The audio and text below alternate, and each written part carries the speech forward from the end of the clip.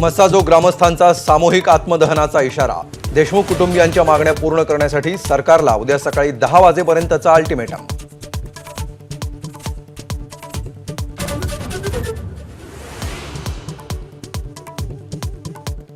माझा सरकारवर पूर्ण विश्वास, मात्र विश्वासघात करू नका।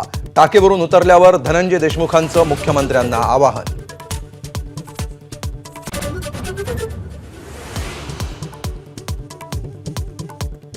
वडिलांच्या हत्येचा तपास कसा सुरू आहे हे आम्हाला कळलं पाहिजे। मुलगी वैभवी देशमुखची मागणी। पोलीस माहिती देत नसतील तर जगायचं कशाला, वैभवीचा उद्विग्न सवाल।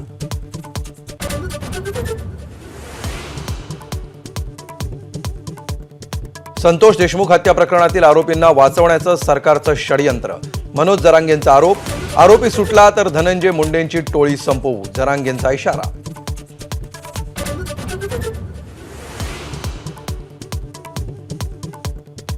वाल्मिक कराड आणि विष्णू चाटेनं संतोष देशमुखांना महिनाभराआधीच जीवे मारण्याची धमकी दिली होती।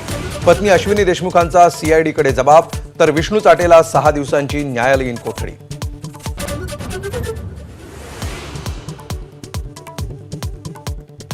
3 ते 4 दिवसांपासून जीवे मारण्याची धमकी येत असल्याचा ओबीसी नेते लक्ष्मण हाकेंचा दावा। जरांगेंच्या समर्थकांकडून फोनवरून धमक्या, हाकेंचा आरोप।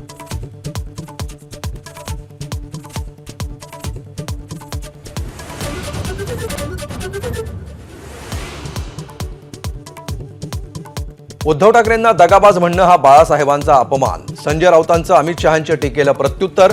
ठाकरे पवारांचं नाव घेतल्याशिवाय हेडलाईन होत नाही, सुप्रिया सुळेंचाही पलटवार।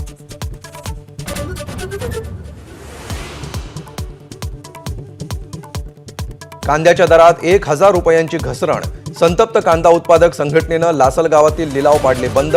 कांद्यावरील 20% निर्यात शुल्क रद्द करण्याची मागणी।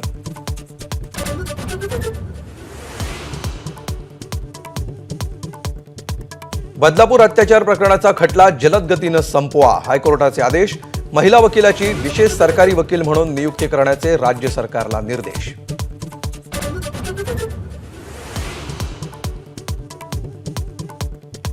अकोल्यात चायना मांजा पायात अडकून महिलेला पडले 45 टाके, तर वसई आणि भिवंडीतही मांजामुळे दुचाकीस्वार गंभीर जखमी।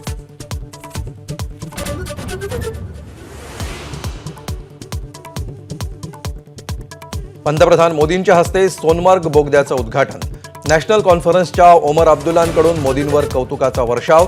काश्मीरचं हित नको असलेले कधीही यशस्वी होणार नसल्याचं वक्तव्य।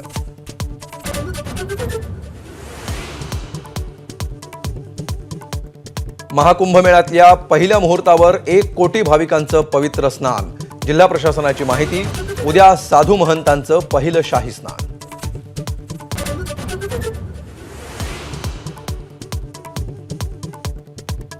सोलापूरचे ग्रामदैवत श्री सिद्धेश्वर महाराजांच्या यात्रेचा दुसरा दिवस। सिद्धेश्वर महाराजांच्या योगदंड आणि कुंभार कन्येचा प्रतिकात्मक विवाह सोहळा।